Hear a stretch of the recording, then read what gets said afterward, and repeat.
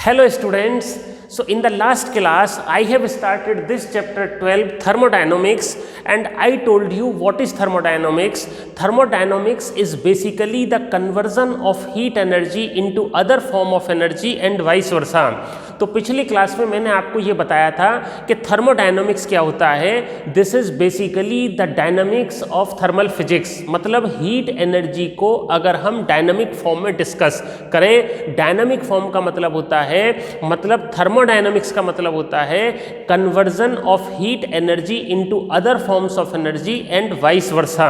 Energy basically क्या होती है कि ये ट्रांसफरेबल होती है. Energy is transferred from one form to another.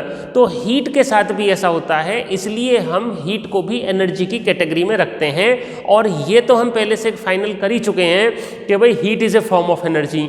और उसके बाद मैंने आपको बताया था कि थर्मोडायनामिक्स हम किसका स्टडी करेंगे, किस ऑब्जेक्ट के ऊपर, किस स्टेट ऑफ मैटर के ऊपर थर्मोडायनामिक्स को एग्जीक्यूट करेंगे. We will consider the gaseous state of matter, we will consider the thermodynamics of a gas. अब थर्मोडायनामिक्स ऑफ ए गैस में जब स्टडी होगी conversion of heat energy into other form of energy and vice versa, तो system जो होगा हमारा एक gas होगा. तो ये जो गैस होती है इसको हम थर्मोडायनामिक सिस्टम बोलते हैं. और गैस क्या, हम एक आइडियल गैस ही लेते हैं और उसकी थर्मोडायनामिक स्टेट को डिस्कस करने के लिए कुछ पैरामीटर्स लिए जाते हैं जिनको थर्मोडायनामिक वेरिएबल्स बोलते हैं. और थर्मोडायनामिक वेरिएबल्स होते हैं हमारे pressure, volume, temperature, number of moles, mass of gas, entropy and so on, enthalpy वगैरह. तो ये थर्मोडायनामिक फिजिकल क्वांटिटीज होती हैं. तो अब यहाँ पर जो आज की क्लास है वो काफ़ी इंपॉर्टेंट क्लास है और इसमें हम करने जा रहे हैं थर्मोडायनामिक प्रोसेस. तो थर्मोडायनामिक प्रोसेस थर्मोडायनामिक्स चैप्टर का बहुत ही इंपॉर्टेंट पार्ट होता है, और या ये कहिए ये मेन पार्ट होता है और इसी के लिए थर्मोडायनामिक्स स्टडी की जाती है. तो क्योंकि जब किसी भी सिस्टम को हम लेंगे, when A thermodynamic system is taken और उसमें कोई प्रोसेस ना हो तो हम थर्मोडायनामिक्स डिस्कस ही नहीं कर सकते. तब कहाँ थर्मोडायनामिक्स हुआ? तो थर्मोडायनामिक्स को स्टडी करने के लिए, थर्मोडायनामिक्स को पढ़ने के लिए ये जरूरी है कि थर्मोडायनामिक प्रोसेस को डिस्कस किया जाए. अब ये थर्मोडायनामिक प्रोसेस होता क्या है? बेसिकली क्या होता है, जब कोई थर्मोडायनामिक सिस्टम, मान लो कोई मैंने आइडियल गैस किसी कंटेनर में ले लिया और उस कंटेनर में जो गैस के जो पैरामीटर्स हैं, क्या क्या पैरामीटर्स हैं, जैसे प्रेशर हो गया, वॉल्यूम हो गया, टेम्परेचर हो गया, नंबर ऑफ मोल्स हो गए, ओके, मास हो गया गैस का. तो इनमें से अगर किसी में भी कोई चेंज आता है तो उसको बोलते हैं कि थर्मोडायनामिक प्रोसेस हो रहा है. तो थर्मोडायनामिक प्रोसेस के बारे में एक तो आपको ये बात ध्यान रखनी है कि कई सारे थर्मोडायनामिक प्रोसेस हो सकते हैं. जैसे कई बच्चे इस कंफ्यूजन में रहते हैं कि बुक में कुछ कुछ limited number of thermodynamic process दिए हुए हैं, कि जैसे आइसोथर्मल प्रोसेस हो गया, एडियाबैटिक प्रोसेस हो गया, आइसोबारिक हो गया, आइसोकोरिक हो गया, रिवर्सिबल प्रोसेस, रिवर्सिबल. तो काफ़ी प्रोसेस जो बुक्स में दिए हुए हैं. उसके अलावा भी बहुत सारे थर्मोडायनामिक प्रोसेस हो सकते हैं. मतलब किसी गैस के ऊपर कोई भी थर्मोडायनामिक प्रोसेस एग्जीक्यूट किया जा सकता है और किसी भी टाइप का थर्मोडायनामिक प्रोसेस हो सकता है. हालांकि हमारे सिलेबस में केवल दो ही थर्मोडायनामिक प्रोसेस हैं इस बार, वो आइसोथर्मल प्रोसेस और एडियाबैटिक प्रोसेस. आगे थोड़ा सा हम इंट्रोडक्शन रिवर्सिबल और इरिवर्सिबल प्रोसेस का भी करेंगे, लेकिन फिलहाल हम आइसोथर्मल प्रोसेस और एडियाबैटिक प्रोसेस को डिस्कस करेंगे.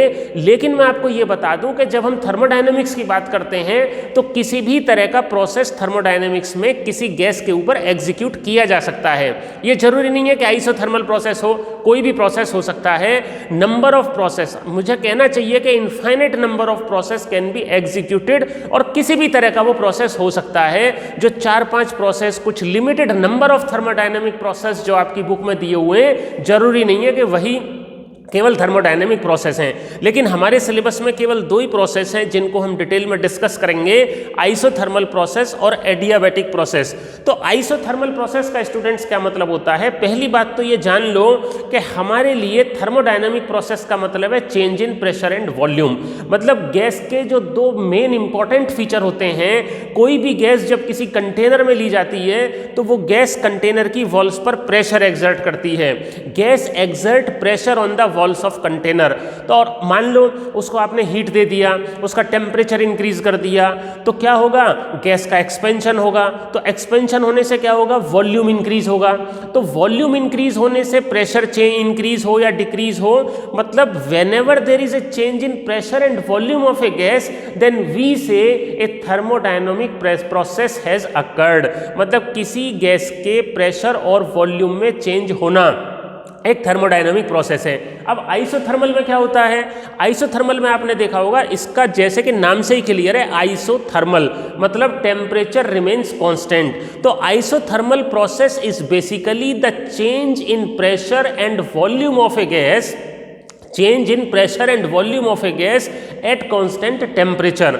अब इसकी कुछ कंडीशंस होती हैं, जैसे मैंने यहाँ पर लिखा एट कांस्टेंट टेम्परेचर, तो ये इंपॉर्टेंट फीचर है कि आइसोथर्मल प्रोसेस कांस्टेंट टेम्परेचर पर होता है। So this is the change in pressure and volume of a gas. और गैस की मैं बात कर रहा हूँ तो मैंने आपको पहले ही बता दिया कि मैं आइडियल गैस को लेकर काम करूंगा। Okay, so this is the change in pressure and volume of a gas at constant temperature. अब कोई भी जो थर्मोडायनामिक प्रोसेस होता है उसका अपना एक फीचर होता है, उसकी अपनी एक इक्वेशन होती है, उसकी अपनी एक कंडीशन होती है। तो इस थर्मोडायनामिक प्रोसेस की क्या कंडीशन होती है कि ये कांस्टेंट टेम्परेचर पर होना चाहिए और ये प्रोसेस स्लो होना चाहिए। ओके, स्लो होने का मतलब ये है कि अब जैसे मान लो टेम्परेचर कांस्टेंट करना है, ये यहाँ पर एक मैंने सिलेंडर लिया हुआ है और उस सिलेंडर में एक आइडियल गैस ली हुई है। अब मेरे को थर्मोडायनामिक प्रोसेस कराना है, आइसोथर्मल प्रोसेस कराना है, तो नीचे से गैस को हीट सप्लाई करते हैं। जब नीचे से गैस को हीट सप्लाई करते हैं तो गैस एक्सपेंड होती है और ये पिस्टन ऊपर मूव करता है। तो अब मेरा कहना ये है कि टेम्परेचर सेम रहना चाहिए। टेम्परेचर सेम तब रहेगा जब मेरा प्रोसेस धीरे धीरे होगा, क्योंकि जितनी हीट मैंने गैस को दी है उस हीट को एब्जॉर्ब करके गैस एक्सपेंड होए और जितना टेम्परेचर मतलब जितनी हीट इसने ली है ना वो सारी की सारी बाहर भी रिलीज हो जानी चाहिए। तो ऐसा तभी हो सकता है जब प्रोसेस स्लो हो। और दूसरी कंडीशन क्या है इसके लिए कि जो वॉल्स ऑफ द कंटेनर हैं और जो पिस्टन है ये परफेक्टली कंडक्टिंग होना चाहिए, क्योंकि जब हीट देंगे हम प्रोसेस में तो जितनी हीट हमने गैस को दी है वो सारी की सारी बाहर भी चली जानी चाहिए in order to keep the temperature constant. So important बात यह है कि आइसोथर्मल प्रोसेस को कराने के लिए हमें टेम्परेचर को कॉन्स्टेंट रखना होगा और टेम्परेचर को कांस्टेंट रखने के लिए प्रोसेस का स्लो होना बहुत जरूरी है और जो वॉल्स ऑफ द कंटेनर हैं उनका परफेक्टली कंडक्टिंग होना बड़ा जरूरी है। तो ये यहाँ पर मैंने कंडीशंस भी लिख दी हैं the walls of container should be perfectly conducting so that the heat can be transferred between system and surrounding. Perfectly conducting होगा तो जितना हीट हमने उसको दिया है गैस को वो बाहर चला जाएगा। ओके, नंबर 2 जो सेकंड कंडीशन है, the process should be slow so there is enough time for free exchange of heat between the system and surrounding. और कांस्टेंट टेम्परेचर पर प्रेशर और वॉल्यूम का तो आपको रिलेशन मालूम ही होगा, P is inversely proportional to V, pressure volume के इन्वर्सली प्रोपोर्शनल होता है और PV is equal to constant. तो जो आइसोथर्मल प्रोसेस होता है, आइसोथर्मल में कोई भी जो गैस होती है वो बॉयल्स लॉ को ओबे करती है। ओके, तो यहाँ पर मैंने ये ग्राफ दिखाया हुआ है, आप ये देख सकते हैं कि ये कोई भी गैस है और वाई एक्सिस पर प्रेशर, एक्स एक्सिस पर वॉल्यूम लिया हुआ है, किसी स्टेट ए में है। A is the initial state of a gas जिसमें गैस का वॉल्यूम और प्रेशर V1 P1 है। हमने गैस के ऊपर थर्मोडायनेमिक प्रोसेस लगाया और हम इसको B स्टेट में लेके आ गए V2 P2 स्टेट में। तो यहाँ पर इसका वॉल्यूम इंक्रीज हो रहा है, प्रेशर डिक्रीज हो रहा है और ये स्लो प्रोसेस हो रहा है, मतलब ग्राफ कितना धीरे धीरे धीरे धीरे नीचे जा रहा है। तो ये हमारा आइसोथर्मल एक्सपेंशन हो गया because there is an increase in volume. अब इसका रिवर्स भी हो सकता है, अगर मान लो initially volume pressure V1 P1 A state यहाँ है और हम इसको कंप्रेस कर रहे हैं तो ये हो गया हमारा आइसोथर्मल कंप्रेशन। तो आइसोथर्मल कंप्रेशन का मतलब होता है कि भाई वॉल्यूम डिक्रीज हो रहा है। जैसे मान लो यहाँ पर मैंने इसको हीट दी तो हीट देके गैस एक्सपेंड होगी, वॉल्यूम बढ़ेगा, तो इसको बोलेंगे एक्सपेंशन। और अगर मैं पिस्टन को कंप्रेस करता हूं, when the piston is compressed down, piston is moved downward, तो गैस विल बी कंप्रेस्ड और volume will be decreased and pressure will be increased. So that is happening here, isothermal compression. Okay, तो ये हमारा isothermal process का definition हो गया, isothermal process की conditions हो गई और examples.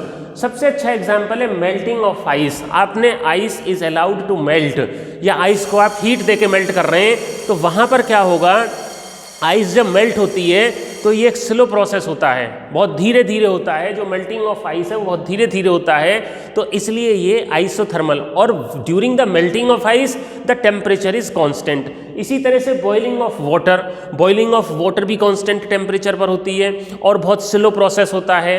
This is also an example of isothermal expansion.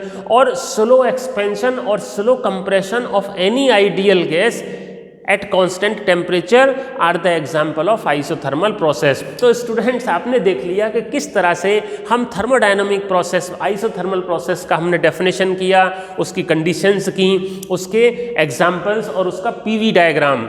ये जो पीवी डायग्राम होता है, प्रेशर वॉल्यूम डायग्राम, इसको हम इंडिकेटर डायग्राम भी बोलते हैं।